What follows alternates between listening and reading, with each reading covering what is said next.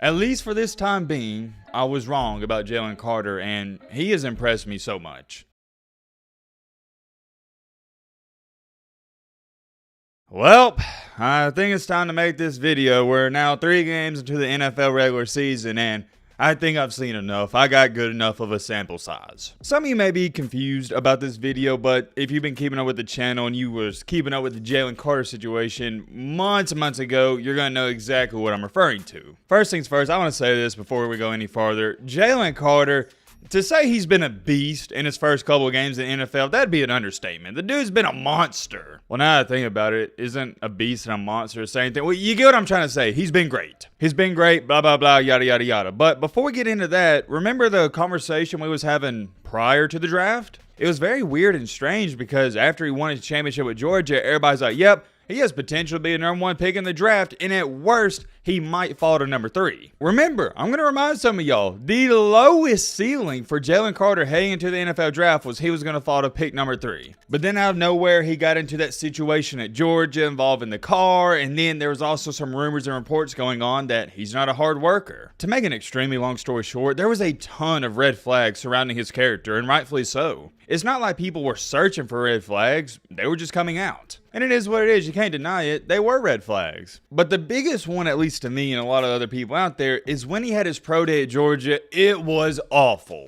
Reportedly, he showed up late, and throughout all the drills, he didn't look good at all. He was slow and sluggish, and he had to end the workout early because he couldn't finish it because he was tired. Ladies and gentlemen, boys and girls, it doesn't get too much worse than that. Having your own separate pro day and you can't finish it because you're not in good enough physical shape. It was a bad look to say the least, and combine all of that with the off-the-field problems and issues, he fell in the NFL draft. Fast forward in time into our current date, it looks like everything I just said is going to be a long-lost memory. Because all the quote-unquote off-the-field problems, all the quote-unquote him not showing up and working hard, that just hasn't been the case for the Eagles. He has arguably been one of, if not the best players on the defensive side of the ball in the NFL. Yes, that's some bold words, but if you watch the game, I don't see how you could disagree with me. I've watched every single one of the Eagles games all throughout the season, and he's who I've been paying attention to. At Georgia, he was not human. He was bullying everybody. And I was like, well, it's Georgia. He's doing that against college kids. I want to see him do it against grown men.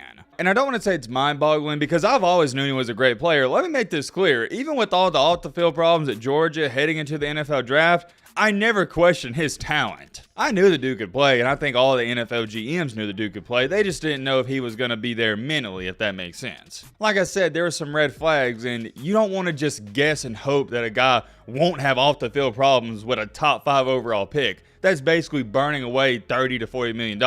Anyways, though, like I was saying, dominated for Georgia, and he's dominated for the Eagles. He's a beast, man. He's a beast. In last night's game against the Buccaneers, he didn't even play half of the defensive snaps. Despite that, and this makes these numbers more impressive, he had 5 total pressures on the quarterback. That's most on the team. He had half a sack, 1 quarterback hit, 1 forced fumble, which was a big play in the game, and 2 total tackles. Yeah, I think I can agree. Not bad at all. Gonna throw this in there, can't emphasize this enough. He's not even playing half of the defensive snaps. Granted, maybe that's due to conditioning, maybe they're working him up. I don't know. I don't know what's going on inside that locker room. But here's what I do know. When he's playing, he's a major factor on the field. And what's so impressive to me when I watch him isn't the forced fumble or the sacks, it's how he just bulldozes over the offensive lineman. And it's not like he has some tricky movements like a Will Anderson. He's not some finesse guy. He's just bigger and stronger than everybody else. And he's only a rookie. If this guy stays healthy and he stays in the right lane,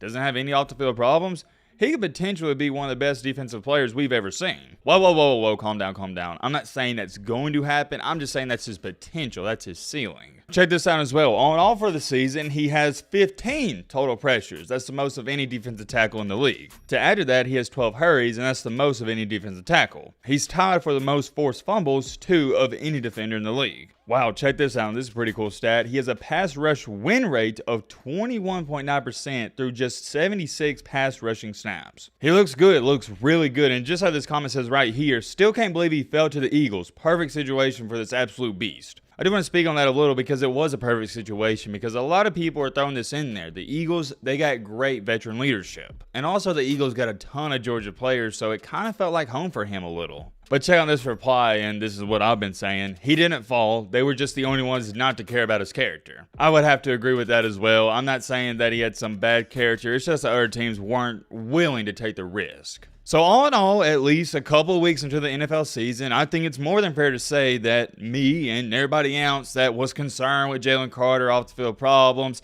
him looking sluggish at his workout, him having to cancel the workout early or quit early, all the concerns in the world that we had, maybe it was for nothing. I can't emphasize this enough, guys. We are only 3 weeks into the NFL regular season, so let's not overreact, but let's also not underreact. He stayed out of trouble. He's playing awesome on the field, and he looks like he should have been taken in the top 3 bare minimum. At least for this time being, I was wrong about Jalen Carter, and he has impressed me so much. I haven't heard a single bad thing said about this young man, and I've been following him closely the past 3 weeks. I was wrong about Jalen Carter, at least for now, and at this point in time, a couple weeks into the season, is he the best rookie on the defensive side of the ball in the NFL? I don't know. I think personally I'd give it to Christian Gonzalez, the silent assassin for the New England Patriots, their cornerback. That dude, whew, he's on their level. But Jalen Carter, I'd put him in the top 3 rookies. And oh yeah, by the way, I just found this quote that Darius Slay, this is what he had to say about Jalen Carter after the game. And I quote, "That is a grown man. This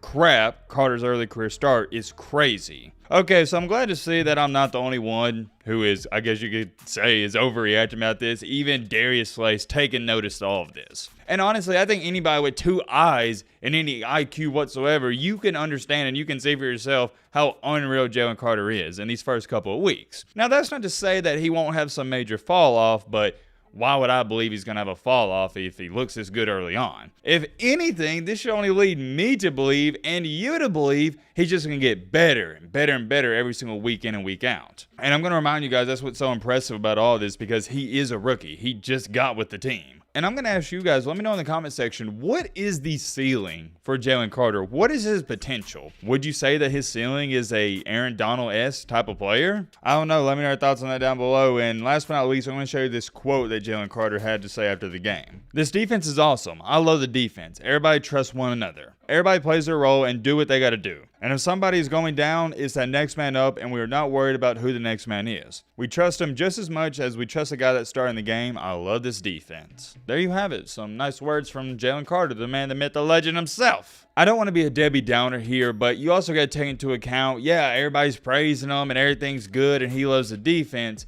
But the main reason for that, and the main reason everybody's happy, is because they're winning games. If you ever played sports, you know this. Everything's all sunshine, rainbows, and butterflies when you're winning. But however, when you start losing games, that's where things, it can change. It changes fast. That's going to be something to pay attention to. See how Jalen Carter and this entire Eagles team responds to when they may lose a couple of games. Does the energy in the locker room change? I don't know. It probably won't. I'm just saying. Keep that in the back of your mind. Everything seems good, at least to the public eye, when you're winning. Winning covers up all the problems in the locker room, all the problems everywhere else. In sports, that is one thing that has always held true throughout time. Winning solves all the problems. For years with the Packers, there was this whole problem with Aaron Rodgers and everybody else, but guess what? It didn't matter and it never got brought to light because they were winning. You could have all the beef in the world in the locker room, but if you're 8-0, it's never going to be brought to light because it doesn't matter. Bad stuff only gets brought to light when you start losing games because everybody starts pointing fingers. I guess since we brought up the Eagles as an entire team at the end of this video,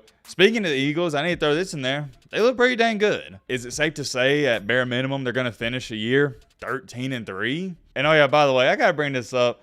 That Jalen Hurts quarterback push play, that is a cheat code. I've enjoyed the NFL a lot up until this point, and maybe we'll talk about the NFL some more. Maybe that's something you guys want to see. Let me know in the comment section. Because I know a lot of you just want to see college football content, and that's totally fine because that's what I love the most. But I also really enjoy keeping up with the NFL as well. But yeah, that's all there is to it. Let me know your thoughts down below. But Robert!